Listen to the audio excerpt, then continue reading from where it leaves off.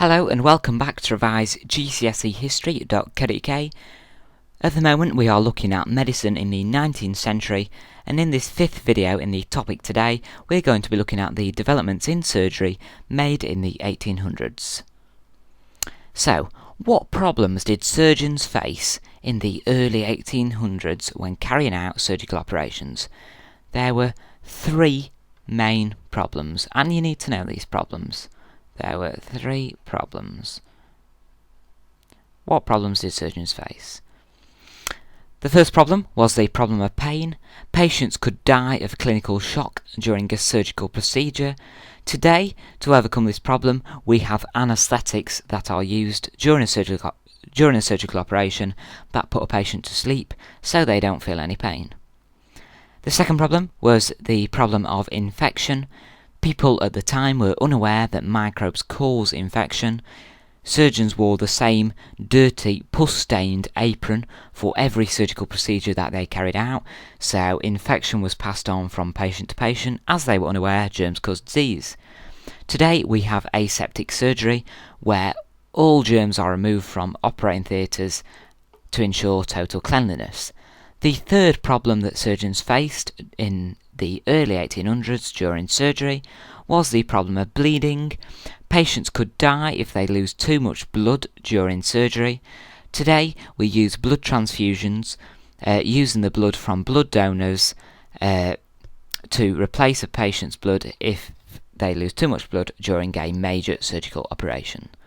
So these are the three main problems that face surgeons in the early 1800s, and in this video today we're going to be looking at how these three problems were overcome by the end of the 19th century, and one of which was not actually overcome until the 20th century. We'll talk a bit more about this soon. Okay, so the first problem, the problem of pain. How's the problem of pain overcome in the 19th century? Well, in the early 1800s, surgeons got patients drunk, knocked patients out, or gave their patients opium to ease the suffering during surgical operations. So, this is before anaesthetics.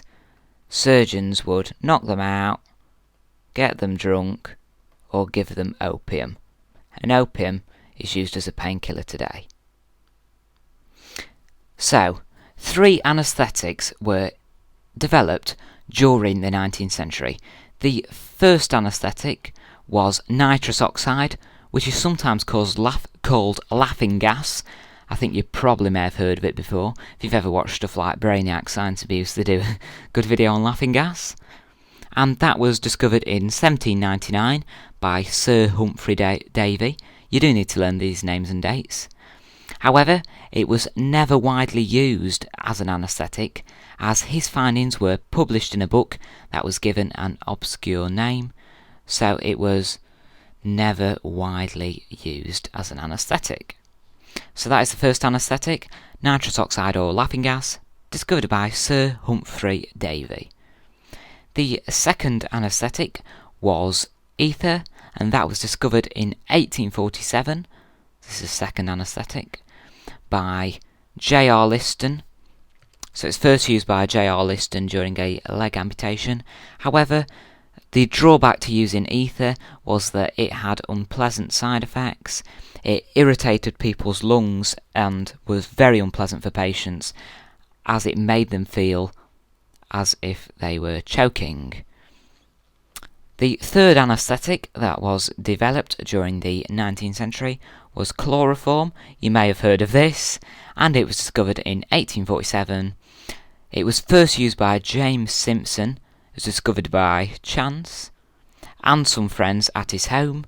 So basically they were inhaling chloroform and sort of enjoying the effects. You may say they were trying to get high. You may say that today, at his home. Him and his friends then realised that it could be used as an anaesthetic during surgery. The drawback to using chloroform is that it led to unexplained deaths during surgical operations because the dose given could not be measured or controlled. So patients were sometimes given too much chloroform and they could die during the surgical operation. So these are the three anaesthetics that were developed during the 19th century to overcome the problem of pain. As you can see, for each anaesthetic there is a drawback, so nitrous oxide, never widely used in a book with an obscure name, ether, unpleasant for patients, it aggravated the lungs, and chloroform, it led to unexplained deaths because the dose could not be controlled. So this is some information about 3 anaesthetics developed in the 19th century. Make sure you learn it. So there was great opposition to anaesthetics, and here are some reasons why. Let's have a look at these. So they were uncomfortable for patients.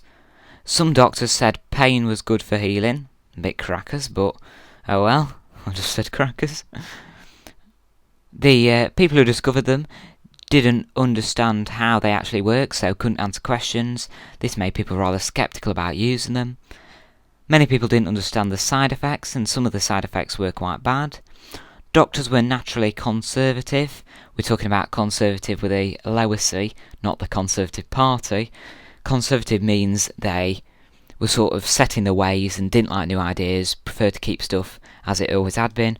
And a final reason for the opposition to anaesthetics is the Bible said that childbirth should be painful and that anaesthetics shouldn't be used. Well, it didn't say that, but anaesthetics ease the pain and the Bible said childbirth should be painful. So, the final acceptance of anaesthetics. The final breakthrough for the wide use of anaesthetics came when Queen Victoria accepted the use of chloroform during the delivery of her 8th child in 1857. That's when people thought, Queen Victoria's used them, maybe we should give them a go too. So that's how the problem of pain was overcome. This slide, there's tons of information on it, you just need to make sure that you're aware of the key facts. So, next thing we're going to look at, how was the problem of infection overcome? We've already developed anaesthetics to overcome the problem of pain during surgery, but anaesthetics are useless if we don't have a good way of overcoming the problem of infection during surgical procedures. So let's have a look. Until germ theory in the 1860s, surgeons did not take any precautions to protect open wounds from infection. They reused bandages, didn't wash their hands before an operation, and didn't sterilise equipment, and they also wore the same pus-stained apron for all their surgical procedures. So how was the problem of infection overcome? Let's have a look. Whoops, sorry. Supposed to show you this first. So, there's an individual here called Joseph Lister, and he's important in looking at how the problem of infection was overcome during the 1800s. So, Lister heard that carbolic spray was used on sewage. He knew that sewage had a similar smell to gangrene, which develops on diseased limbs. Lister had read the work of Louis Pasteur on germ theory, which was published in 1861, and after some experiments he carried out, he found that a thin mist of carbolic spray sprayed over a wound during surgery limited infection. Followed by careful bandaging, the wound would heal and not develop gangrene. It would not become infected. So Joseph Lister developed carbolic spray, and that was used as an antiseptic during surgery. You must not confuse the words anaesthetic and antiseptic. Anaesthetic numbs pain, antiseptic kills infection. But there was great opposition to Lister and his carbolic spray. Why was this? Well, his methods slowed down surgery. Some surgeons believed that speed was essential and that they should be fast. The spray was uncomfortable for doctors to use. It affected their skin. Pasteur's germ theory was not widely accepted in 1861. It took a while for his ideas to gain acceptance, and we know this because, if you can remember, he did a public experiment in 1864 to prove to people that his germ theory was actually right. Surgeons often did not copy Lister's methods correctly and were left disappointed with their results. And what Lister's antiseptic surgery eventually led to was something that we call aseptic surgery, which is used today. So, by the late 1890s, you need to know that, Lister's antiseptic methods led to aseptic surgery. This is the removal of all possible germs from operating theatres to ensure absolute cleanliness. So, rather than killing germs on the wound, aseptic surgery aims to remove all possible germs from operating theatres so that there are absolutely no wounds, so there are absolutely no germs on the wound or in the operating theatre. So instead of killing germs, we just make sure they're not there. And aseptic surgery involves rigorously cleaning operating theatres, sterilising surgical instruments, using sterilised rubber gloves and scrubbing surgeons' hands. So this slide explains how the problem of infection was overcome during the 1800s. Quite a lot of information again here, but you need to be aware of everything on this slide. So finally, the third problem, how was the problem of bleeding overcome? Not as much information for this one, and it'll become clear in a minute as to why there isn't as much info, but you still do need to be aware of this. So in 1628, William Harvey, we know it's 1628 from our work on the Renaissance, proved that the blood circulates around the body, and this encouraged scientists to experiment with blood transfusion. Harvey wrote a book called An Anatomical Account of the Motion of the Heart and Blood in 1628, and in it he produced a very scientific case that was very convincing of how the blood circulates the body, and this encouraged scientists to experiment with blood transfusion. However, early blood transfusions often ended disastrously because there are three reasons why they often ended disastrously. Blood groups had not been discovered. Today we know that there are different blood groups like O negative and A and B and all that sort of stuff. You might know what blood group you are, I don't.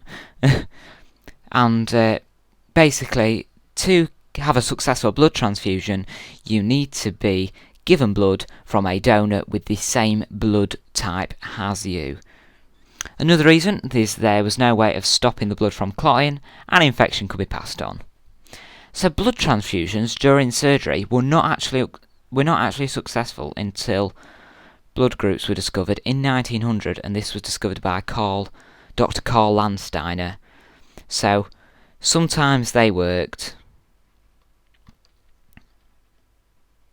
they sometimes didn't. Scientists were quite puzzled as to why this was, but in 1900 it all became clear why they sometimes worked, sometimes didn't, when Dr. Karl Landsteiner discovered that there are different blood groups. So this slide here just explains how the problem of bleeding was nearly overcome, but wasn't actually successful until 1900. Alright? So you just need to be aware of the key points on this slide. Okay, so that's the end of all the knowledge we need to cover for this video today. Here are 4 quick knowledge recall questions based on the content of today's video. You may wish to pause the video at this position, scribble down a few answers to these 4 questions. If not, carry on watching and we'll do some answers together. Question 1, what was the drawback of using ether as an anaesthetic? Well, it was uncomfortable for patients.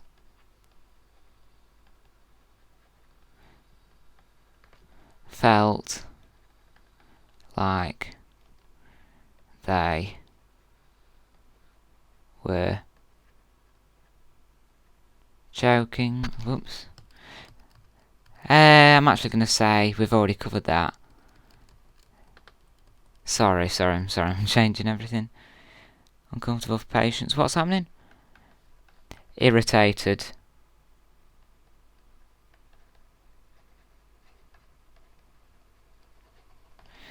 Give 2 reasons for opposition to anaesthetics. 1, unknown side effects. Second could be that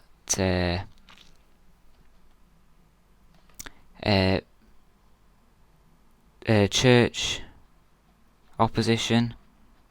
Some doctors said pain was good for healing. Anything on the slide earlier is acceptable. So they said that childbirth should be painful. That's what I mean by that. What did antiseptic surgery eventually lead to? Just told you the answer. It led to aseptic surgery. Sorry, I'm scribbling now.